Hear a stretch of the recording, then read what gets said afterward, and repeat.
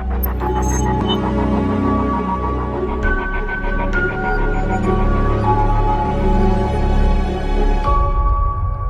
there, Loy Machedo, speaking to you from loymachedo.com. Who's Loy Machedo and Think Personal Branding. All right, I just want to give you a couple of new updates that I've received from Dubai, UAE and the Middle East. And this information is coming to me from people who are actually in Dubai, on the streets, running businesses and, the normal local population. Okay, so I just want to say thank you to all those people who have sent me emails, who have sent me videos. Some of them have sent me links. Most of the information I can use. There were some that I cannot use, and obviously I cannot take names. Please understand, I cannot take names because it just doesn't sound right. Maybe you just didn't get along with the person, so I can't do it unless I have both sides of the story. And I want to give information that is general and that will help the majority of people. Okay.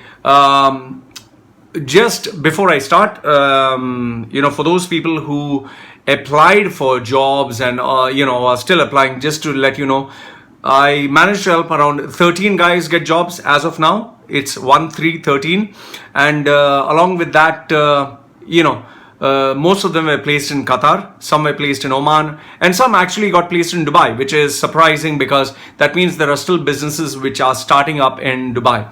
However, 2 people out of this got into trouble. One of them didn't tell me that he had a fake degree certificate. He got caught.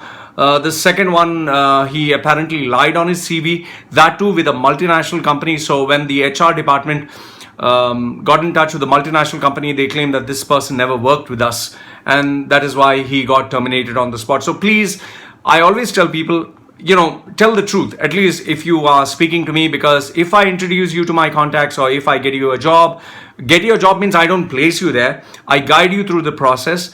If you start bullshitting with me, then, I can't tell you what is right and what is wrong. So please always be transparent. And very important, when you're sending me a message, especially on WhatsApp, my number is put down below or my email address is put down below. When you send me a message like, can you help me get a job? Please help me get a job. Can you help me get a job? What are you trying to say? You want me to give you a job? You want me to place you in a job? One thing is, I'm not going to introduce people I do not know to my contacts of 10 years, 15 years, 20 years, or even 40 years. I'm not going to introduce you to my contacts and say, this guy wants a job, please employ him. I don't know you, and I don't see any reason why I should place you there. If I should place someone, it'll be people who I know, people who have been my clients for many years or who have relationships. The second thing is, understand this much, that employer has his selfish agendas in mind. He wants his business to flourish. He doesn't care about you. So he's not going to give you your salary. And you, on the other hand, don't care about the business, don't care about the employer. You care only about you and your family. So there's a conflict of interest. So who should I focus on? The businessman or you? And last if not the least, please make sure that you understand what is it that I offer. I do resume services. I do interview coaching, communication coaching, helping you become a personal brand where you can earn money online like how I do. You can even earn up to $10,000 a month, hardly working. I train and teach people. I've been doing this for 11 years. That's what I do. When you send me a message, don't say, please help me get a job. Can you help me get a job? I'm not sitting here to give you a job. Okay? So get this part right. And if you want to speak to me, if you want to talk to me, fine. But professionally, I charge for consultation. I'm not sitting here waiting to speak to you for 1 hour and getting my brains fried. So I hope that is clear. Let's move on to the news and the big updates. Okay, the first and foremost is, I spoke to this gentleman who runs a business. He has around 60 million turnover. Okay, 60 million turnover and above US dollars. This is what he told me. He said the situation is going very bad. That is in Dubai, UAE. Before he was in Dubai itself, he was having a 20 million US dollar turnover in the UAE. Now it's reduced to 4 million. Okay, before 20 million, now 4 million. Some of the reasons being is he takes up jobs only where he knows he will get his money. Most of the problem is you cannot get your money.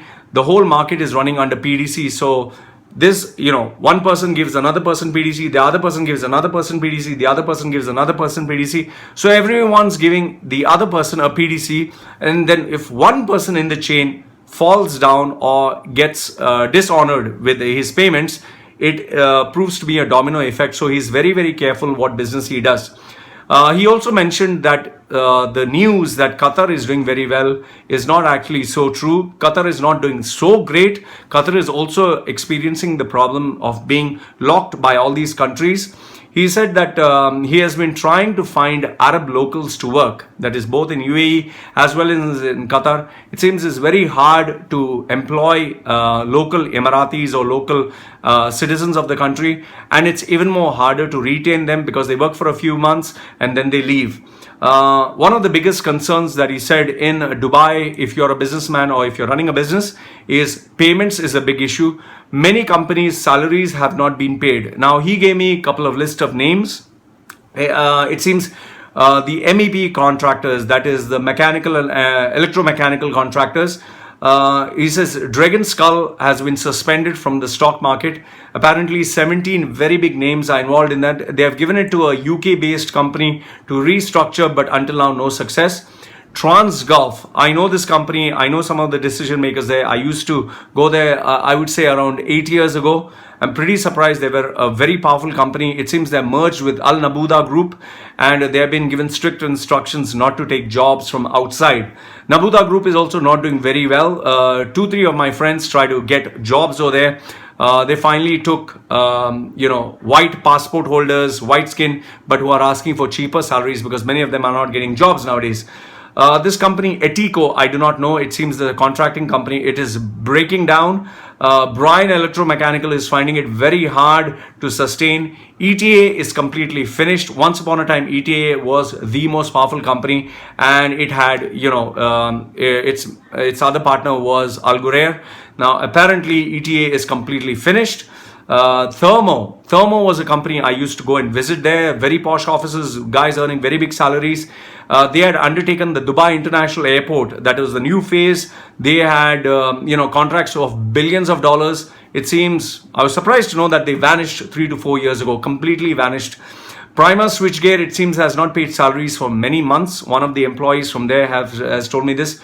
Bolden Switchgear, it seems the employees went on strike and the owner is in trouble. Arabtec, it seems the market situation is going pretty bad for them, bad to us. Among the principal companies, Schneider, it seems, is doing well because it has many partners. So even if half the partners, it seems 9 partners, even if 5 of them are not doing well, but 4 are doing well, they can still sustain. ABB is facing a couple of challenges. They need to restructure their prices. Many hi-fi, big earnings, salary earned, earners have been removed. Siemens, it seems, is doing well. L&T, it seems, has failed to get its foothold in the Middle East. Now, out of these 4 companies, I'll not give you the name, but it seems one of them, out of these 4, Schneider, ABB, Siemens, L&T, I will not tell you which one. It seems they had employed girls from Turkey, women from Turkey, really good ones, big-breasted, nice ass, would wear sexy clothes, to interact with the decision makers representing their company, and they would give them a lot of good favors, good company, good time, so as to sway them towards giving that contract to them. They were positioned as apparently they are positioned as managers or in charge of that account, and they would get good commissions if they managed to close a deal. So it's not only getting a good time, but it seems they would also have this relationship with this decision maker, and then they would make money. But it seems they got caught in the process, and the right from the top, whomsoever had initiated this process, all of them got removed. It seems the petrochemical industry is doing pretty bad. Many of them are being laid off, especially people with high salaries. It seems people are exhausted. They are being made to work 10 to 12 hours a day. Some of them who I know, it seems they inform me that when they have these meetings and discussions, they don't go out of the office for even 7 days. One of them has not even seen his family for 3-4 days. He says, when I do come in, it's late night, then I have to shower and go back. He's saying it's a very stressful period. Many of them are having health issues. I asked one of the businessmen who's doing, who has a successful business in Dubai. I asked him, what is the percentage of payments? He said, out of 100 companies, only 10 are paying on time. The rest of them are absolutely struggling. I then asked him, what do you think about Expo 2020? Because he had some of the projects that he did there. He told me that he has done projects worth less than 1 million US dollars. What he said is 2019, the projects have to be ready, which they are not. Because after the project is ready, let's say a building or any particular site, the testing has to be done, commission has to be done, handover has to be done, approvals have to be done. He's saying none of it is being done. They just don't understand what is Expo 2020. And then he asked me to do something which was really surprising. He said, why don't you check which site, which building, which project has been completed. When you type Expo 2020, you will not see anything. So I did that and I was pretty shocked. Another thing which he told me is black money has stopped coming into the market because now UAE got exposed in terms of the European Union. They were checking for black money, but UAE managed to clear its name. So now UAE is very particular to ensure that there is black money is being regulated. Otherwise, they're going to get in trouble again, especially in a when a global event is coming in. But now this has backfired for them because now people don't want to invest. Before they had a lot of illegal money or black money or whatever, they could invest and make it white. They could invest in property. They could invest in buying an island or buying building on an apartment or a business. Now they can't even do that because questions are being asked. Okay. So it seems this surprised me. Expo 2020, in order to cut down costs, is asking for volunteers. They are not going to pay money if you work there. They are only going to ask for volunteers. I checked with two guys young boys, they went for an interview. They were told you get an opportunity of a lifetime to volunteer and they're not going to pay you any money. So imagine this, you're going to work for months and months with no money. Another businessman told me that Dubai is currently running on PDCs, and that is very dangerous because if you're not paid, how do you cover this loss?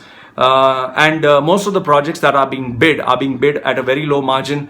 It's better not to do a project than to do a project. According to him, only a single owner, a person who is a single owner of a business, can save because he can control the cost, he can micromanage, and he can make sure that each and every project is looked upon carefully. If the business is handed over to an employee, most of them tend to be very careless. I asked him what is the solution. He said right now the only temporary solution people are doing is they're just starting up new businesses. They form partnerships with 2 or 3 other people. They start a new business, make a flashy card, flashy office, try to show off in the market, take on new jobs, get some cash rolling in. But then when shit hits the ceiling, it seems they just break off the partnership and they run away, taking whatever money or material that they can.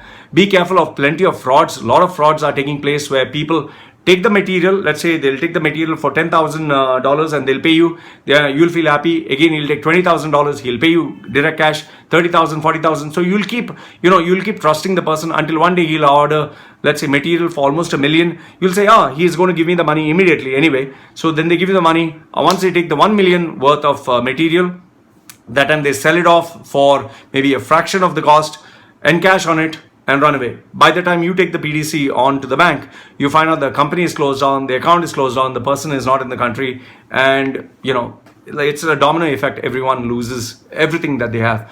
It seems before the checks were 60 to 90 days PDC. Now it goes from 180 to 210 days, and some of the payments, it seems, have not been made for 6 months. I rechecked again with someone from Qatar. He's saying Qatar, it's only coming in the news, everything is good, but some of them are not finding any change. One of my friends, I helped him get a job at a very senior level. He got a 40% increase in his salary, so he's very happy. My client, I'm very happy I was able to place him. He's saying that Qatar is doing stable, so I'm getting conflicting views. Maybe people who are doing well are pretty happy. I have another 3 more guys who are applying for jobs in some companies. I'm not going to state details here, but they are nearly at their final interview, and I wish them all the best, and I hope they get the job. Okay. In terms of FMCG, it seems supermarkets are being broken down because of the game being played by Lulu and Carrefour. They are expanding too much. They are taking on hypermarkets, supermarkets, and they are asking for exclusive rates and prices from suppliers. And they have told suppliers, if you open up in my competitor's store, I'm going to give you lesser mileage. So they are actually breaking smaller supermarkets. I spoke to a guy who has 7 small supermarkets. He's saying it's having a very tough time. He might most probably sell his business and go back to his country. Spoke to a German guy who was there in Dubai for 15 years. He's saying, I've never seen the market conditions so very bad in my life. He's saying, in all the years that I was there in Dubai, he was 15 years in Dubai, I think he was 10 or 12 years in some other country in the Middle East. He said, I've never seen such a bad state. In banks, now I spoke to a couple of guys in banks, guys who have lost their jobs, and they have paid me to be my client to help them place in different banks. So they have given me these stories. It seems before it was very easy to achieve credit cards, targets, loans, investments. It was pretty easy to sell because banks were giving, free flow money. But now banks are putting too many conditions and making sure that they don't take in bad debts. It seems they're reducing facilities, even if people have the capacity to pay. And they keep inspecting stuff like checking how long is your LC, how long is your receivables. They even are checking their succession plan, which was not done before. So unless and until they check everything from the insurance to everything else, they're not going to give a collateral, and they're making it very hard. In fact, some of the requirements are very vague, which most of the companies cannot achieve. So that is why many bankers are losing their jobs. It seems bankers who have been in the banks for 15 or 20 years or longer with bigger salaries, they are being axed first. The preference is being given to people who speak Arabic, and they have more preference for people who speak Arabic so they can give them jobs. Because if you speak Arabic, you can deal with Arabic customers as well as English speaking customers.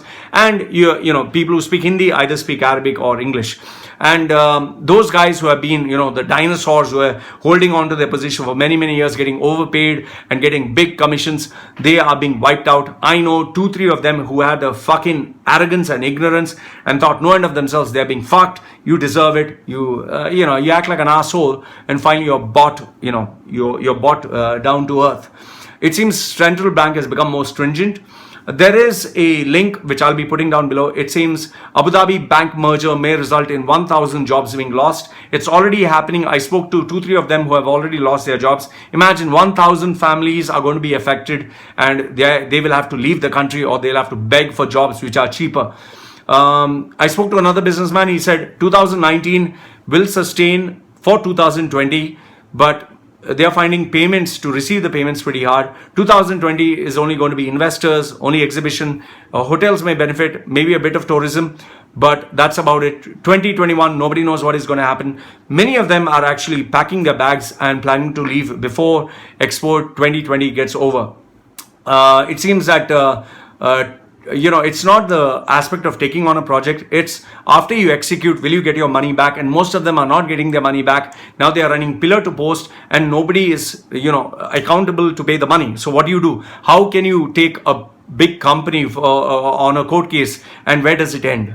By the way, just to inform you, some of you have sent me videos on my WhatsApp. I got a actual video. I'm sorry I can't show you the video, but of a guy going down on a female in Hard Rock Cafe in Barsha. I don't know, Hard Rock Cafe or Rock Bottom or whatever. I think it's Rock Bottom Cafe in Barsha. He's going down and he's licking the girl's pussy. And they have actually taken the video when the security guy comes and says, hey, what the hell are you doing?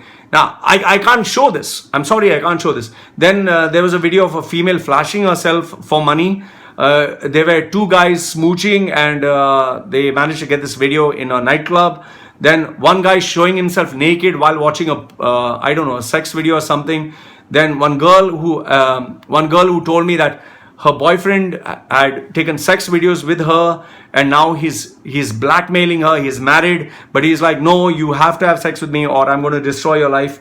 And it's a young girl in Dubai, young girl. I'm talking really young, 16 or 15 or whatever. It seems after she finished GITEX, this manager in the car put his hand in between her legs and try to finger her or molest her or whatever.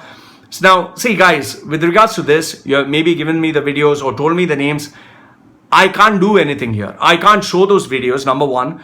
I can't talk about that person's name, and I can't tell them that, hey, this guy from this place is doing this, okay? So please try to understand that this can't be done. I just don't have the capacity, and I don't think it's allowed to take someone's name. Okay, there was a guy from Bombay who sent me a rather lengthy email with regards to the fact that he got cheated.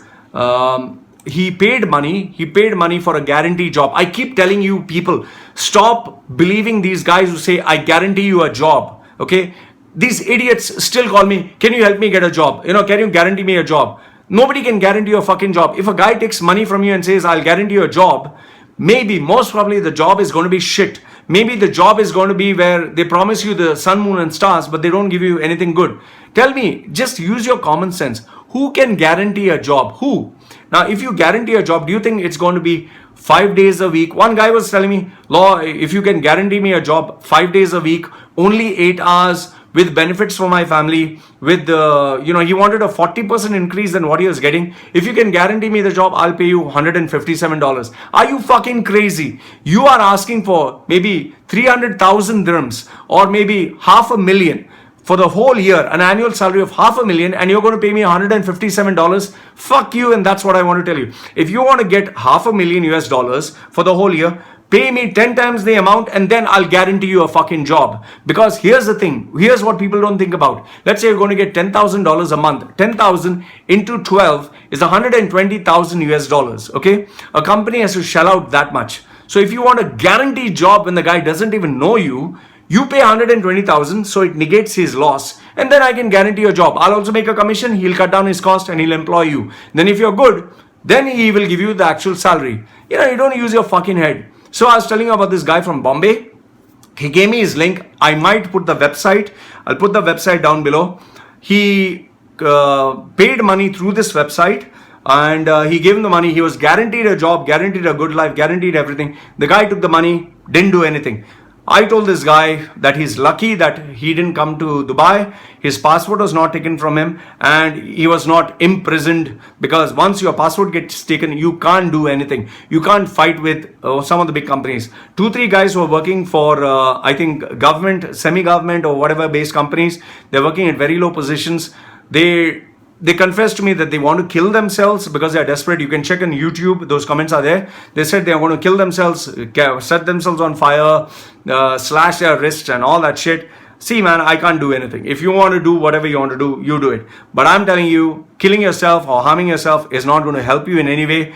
After you get hospitalized and you get completely like a vegetable, they'll send you back. It doesn't help you. So don't do that. And don't try harming the employer by trying to hurt him or, do something illegal.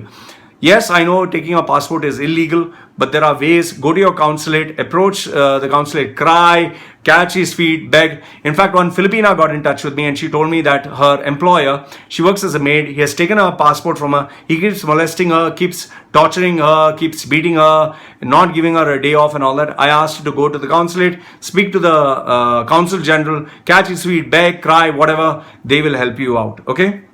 Now coming back to this, businessman who is based in Sharjah and Dubai, he has a shop there. I can't give you the name. He has asked me not to take it. His shop is in Al Gises. Okay, he told me that before the roads used to be packed jam. Customers, it would take hours just to reach his place. There was no parking. Now it seems they can reach the store pretty easily. Souk.com and Noon.com, I got a couple of guys who were working there. It seems 66 people have been laid off because sales are pretty bad. Noon.com, it seems, is a venture of Saudi Investment Bank and Emaar with investments of up to 1 billion. Okay. Then I got this guy from an Indian guy who before was not getting any jobs. Now he got a Canadian passport, put on an accent, got a job in Saudi Aramco. He gets $20,000 a month. He is working as a head of IT for this company. It seems he goes to Bahrain to be happy because Bahrain you can get girls. So he goes there. He has opened up a successful weed business, weed business in Canada. He got an offer from Qatar, but he decided not to go there because apparently Qataris don't treat expat nicely. He got an offer from Kuwait. He said no because since Kuwaitis are even worse. In UAE, he got an offer, but he said no because the market is not stable. To my surprise, he said the Saudi nationals who are there are treating him well. I was kind of surprised as to why a Saudi would treat an Indian well.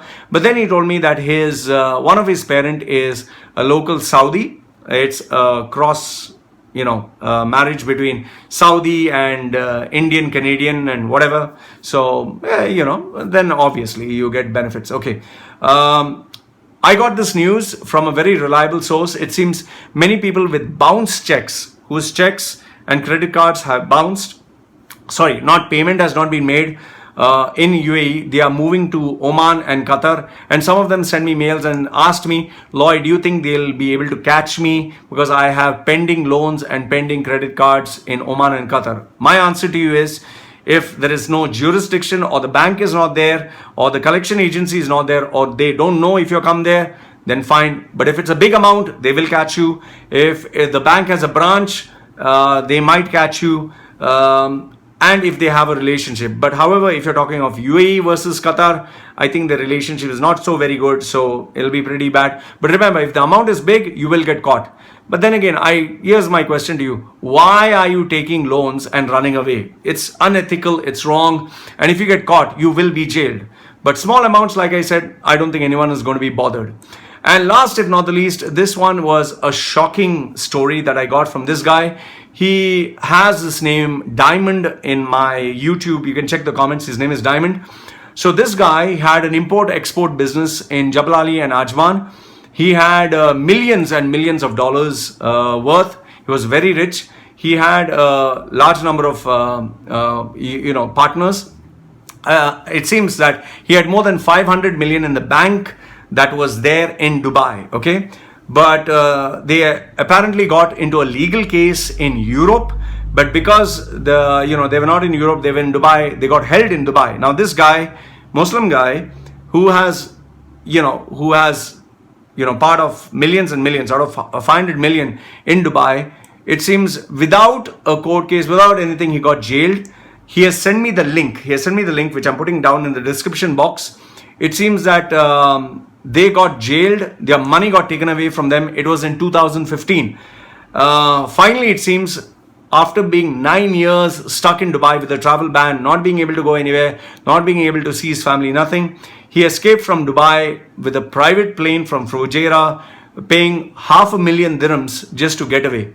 And that is where he ran away from Dubai, because 9 years, there was no case, no hearing. It seems there are still many of his friends who are still stuck in Dubai. And it seems in prison, he gave me a graphic description of, people being huddled and bundled into really bad camps. And, the toilet is open, shit is everywhere. Some of them, it stinks. It's overcrowded in some places. It seems there are some people who have been there for 35 years with no, court hearing. They're just there because they had a tussle with someone very powerful. So I'll put the link below. He also gave me this shocking story about an incident that took place in 2011. I'm putting that link below. It seems a British tourist was beaten to death in 2011.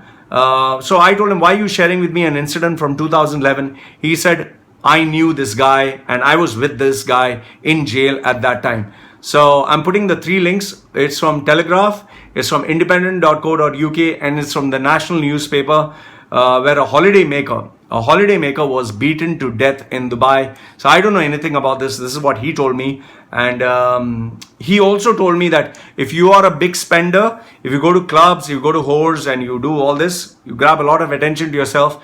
There are CIDs, or there are people who follow you and they're waiting to, just waiting for you to make a mistake so that they can catch you and all your money is taken away from you.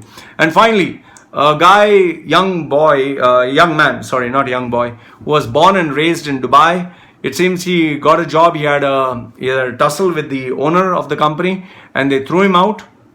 And even after being born and raised in Dubai, with his parents being in Dubai, when he came back to UAE, they asked him, who are you? What is your purpose of visit?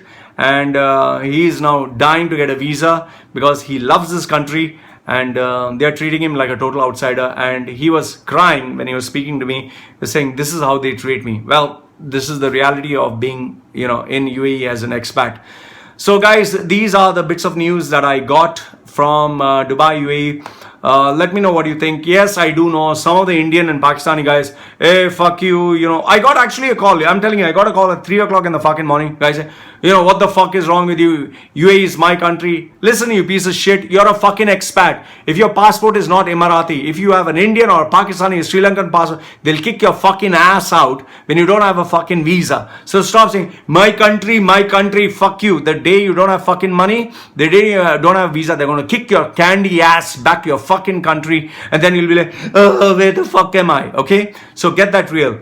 I'm telling you the reality of what is happening there. So whether you like it or not. This is the reality. And if you don't like what I say, why the fuck are you even looking at my channel? Go fuck yourself, okay? Last but not the least, if any one of you likes to sponsor some of the videos, sponsor the videos means in the sense just sponsor my channel. You can pay $5, $10, $15, $20. PayPal, go to PayPal, Machedo.com. Link is below. Any amount of money helps, because money always is money. It helps me in terms of my expenses, and then I can spend more time on research. So this is what I have to say. If and when I get more news, I will share it with you. Like I told you, things are going pretty challenging. I keep getting these links. And one last thing is, Middle East stocks are mixed. Dubai sinks to the 5-year lowest. It seems this has been put in MT News wires. Okay, so this I got a link from a guy who's in the stock market. So anyway, these are the news. Let me know if I missed out on anything. Put your comments down below. Like the video if you like it. Don't like it, thumbs down. Put your comments. I always respond to them. This is me signing off for now. Take care.